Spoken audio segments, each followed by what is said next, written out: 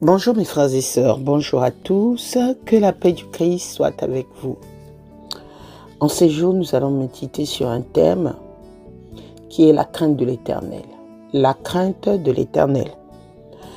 Nous allons le méditer en disant depuis Psaume 112, versets 1 à 3, qui nous dit « Heureux l'homme qui craint l'Éternel, qui trouve un grand plaisir à ses commandements.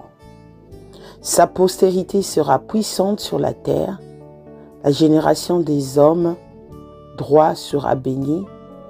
Il a dans sa maison bien-être et richesse, et sa justice subsiste à jamais. » Amen.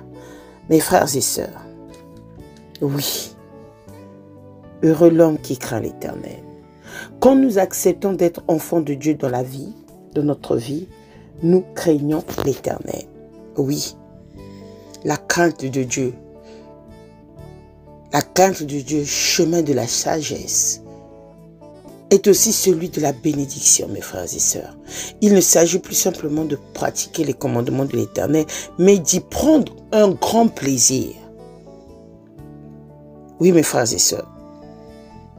Dans ces versets, dans ce puissant 12, dans ces versets, nous dit que pour celui qui craint le Seigneur, lui fait confiance et marche dans ses voies, ou qui donne aux pauvres ou le bonheur qui advient, même au moment affaibli par les attaques, c'est en Jésus, vivant ressuscité,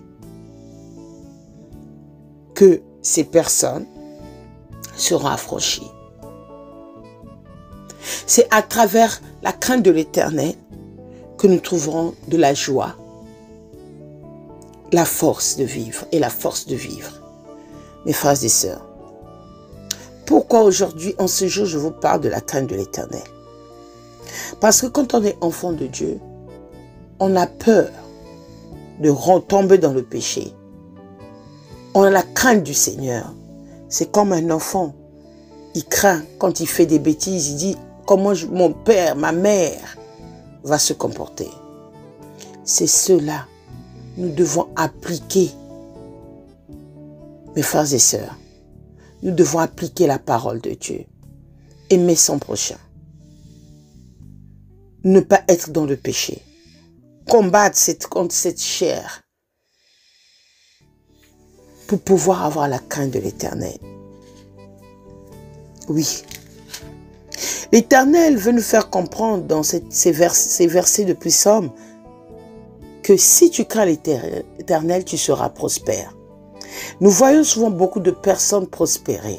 Nous voyons beaucoup de maisons bénies parce que ils ont eu un pilier qui a eu la crainte de l'Éternel. Parce que nous devons avoir crainte de ce Dieu parce qu'il est capable de nous ôter la vie. C'est lui qui donne la vie. C'est lui qui l'arrache la vie. Et oui, mes frères et sœurs, nous devons remplir nos cœurs de merveillement et d'adoration envers ce Dieu Tout-Puissant. Oui, ce Dieu Tout-Puissant qui est là pour combattre pour nous. Mes frères et sœurs, l'Éternel, il est là, il combat pour nous, jour et nuit. Pourquoi faire du mal? Pourquoi ne pas avoir peur de Dieu? Nombreux commencent à trouver le mal comme le bien. C'est-à-dire que nombreux, le mal pour eux devient le bien. Les gens dans ce monde, nombreux, n'ont plus peur de faire le mal. Mais en ce jour, le Seigneur demande que nous ayons la crainte. N'oublions pas que l'Éternel a créé le ciel et la terre. N'oublions pas celui qui nous a fait à sa ressemblance. Et il est le maître de nos vies. Il est le maître. Aujourd'hui, tu peux travailler, tu peux construire, tu peux avoir tes richesses, mais il a le dernier mot. Il peut aussi te réduire à zéro.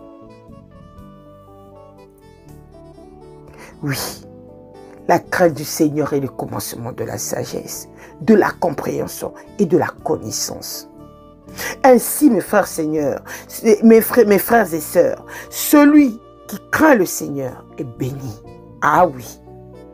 Avec le don de la sagesse vient le plaisir de commandement du Seigneur.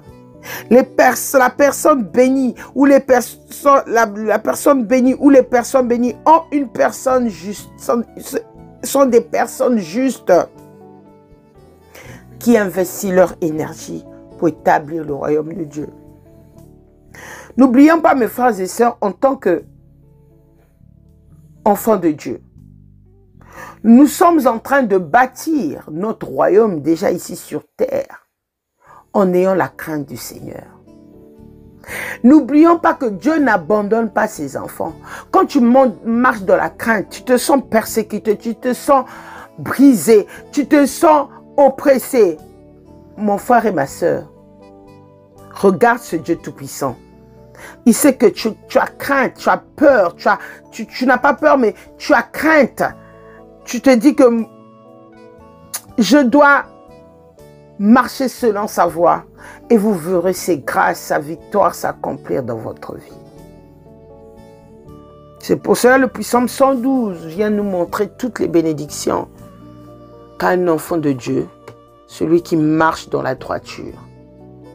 Mais celui qui marche dans le mal, le Seigneur l'irrite, le Seigneur le rabaisse, le Seigneur les consume. Tous les désirs de toutes ces personnes qui marchent dans la méchanceté périssent. Oui, mes frères et sœurs, c'est pour cela que le Seigneur dit heureux l'homme qui craint l'Éternel. Heureux l'homme qui exerce la miséricorde qui est prête. Heureux l'homme qui craint l'Éternel. Il ne chancelera point. Et sa mémoire durera toujours. Quand tu es une bonne personne, mes frères et sœurs, on marque toujours des traces dans notre vie, quel que soit ce que l'adversaire peut faire. C'est pour cela, à cet instant, mes frères et sœurs, le Seigneur, il est là pour combattre pour toi et moi qui avons crainte de l'Éternel, pour combattre pour nous. C'est pour cela, mon frère et ma sœur, crains l'Éternel et ta maison sera bénie. Ta vie sera bénie et tu seras prospère. Jacob, avant d'être appelé Israël, il s'est battu. Ici, il a dit que moi je crains cet Éternel. S'il me tue ou il fait quoi que ce soit, il a le dernier mot et il a été béni. Sa postérité a été bénie. Mon frère et ma sœur, rien n'est impossible de marcher dans la droiture, le fruit au péché, de faire du bien. Et ça paye toujours. Que Dieu nous bénisse tous. Et que l'Éternel, notre Dieu, puisse encore jaillir des bénédictions dans nos maisons. Lui qui change les rochers en étangs et le roc en source d'eau. Amen.